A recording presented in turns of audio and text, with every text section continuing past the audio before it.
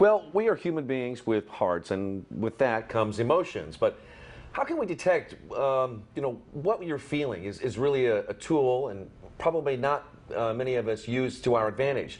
That's where he comes in. Rich Bracken comes in here, and he's going to first explain to us what emotional intelligence is. What is emotional intelligence? Well, Nick, emotional intelligence, it's, you talk about book smarts, you talk about street smarts. This is self-smarts. It's really understanding what your emotions are, why are you feeling the way you are, and why you act out on them. Also taking into effect what's the other person feeling in the conversation. So it's understanding your own emotions, but also being open to the emotions of others. So there's 4 keys here to emotional intelligence, right? Start us out with the first one. So self-awareness is number 1. So it's understanding why you feel the way you do. So you may get upset about something, or you may even get happy about something, but understanding why, understanding the true depth of why, what's triggering that feeling.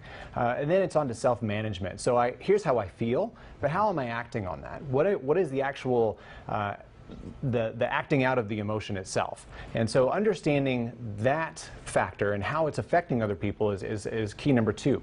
Key number 3 is social awareness. So it's understanding how you feel. So I may be talking and feeling great about something, and it may be something that makes you not too happy. But if I'm not engaging with you and not understanding your emotions, then I don't have really good social awareness. And finally, it's relationship management and social management.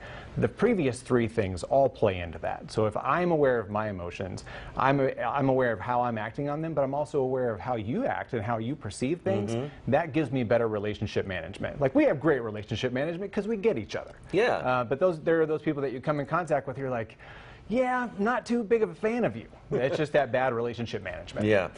What are some ways that we can become more self-aware? How do we learn more about that? Sure, absolutely. It's really diving into why you feel the way you do. I mean, we all have a range of emotions every single day.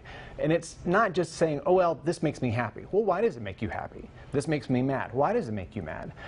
You think about the last time you really got upset about something. Dive deeper into why. So it's not just, well, I didn't like the way they talked to me. Well, why didn't you like that? Was there an instance in the past that you actually are holding on to that maybe triggered that? So it's going deeper. It's asking the whys. And same thing with how other people interact with each other. So you may have a spouse or significant other that just, they just get on my nerves. Okay, well, why? And asking those questions. Why do you do those things? Asking the deeper probing questions. A lot of people saw the Super Bowl last night, and you and I were just chatting before we came on here. You noticed some characteristics in Tom Brady that really led you to believe he has a high emotional intelligence. What was it about him? Well, and it chokes me up, and I won't dive into the why it chokes me up to compliment Tom Brady, because I'm not a big Tom Brady fan, but from an objective standpoint, the guy's emotional intelligence is off the charts. I mean, you're down that many points. It's in the Super Bowl. He is a perfectionist by nature. So it's, a lot of people would be like, I'm done, the game's over. But he gathered himself up. He figured out a way, and he also rallied the team. So he had everybody else buy into him. So his self-awareness of emotion, how he acted out on that. So he could have gotten frustrated and just quit and given up on the entire game, but he engaged his team to do better. And then that relationship management played out, and obviously it paid off for him. Yeah, not getting too far ahead of yourself, trying to stay in the moment, know what you have to do in order to get that extra yard. So all good stuff. Great to see you again, Always Rich. good to see you, Nick. Yeah, thanks for sharing. To read more from Rich, you can visit his website, enrichyoursoul.org. You can also find him on social media. Michelle?